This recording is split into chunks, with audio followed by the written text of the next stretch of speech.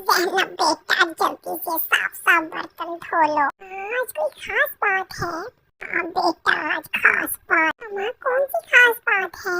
ज़ैनब तो ही नहीं पता, आज मेरे रिश्ते वाले आ रहे हैं। बेटा तुम जानती हो सुरैया को देखने के लिए कुछ लोग आ रहे हैं।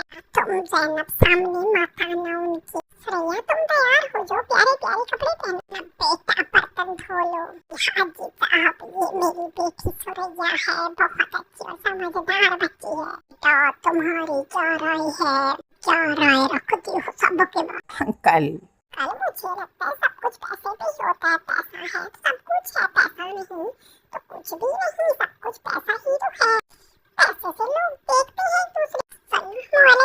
वालेकुम सलाम बेटा। तुम कौन हो? मेरी बेटी ज़ैनब है। बैठो बेटा हमारे पास। हमारे पास बेटा तुम्हें क्या लगता है? कल मुझे लगता है पैसा नहीं रिश्ते हैं।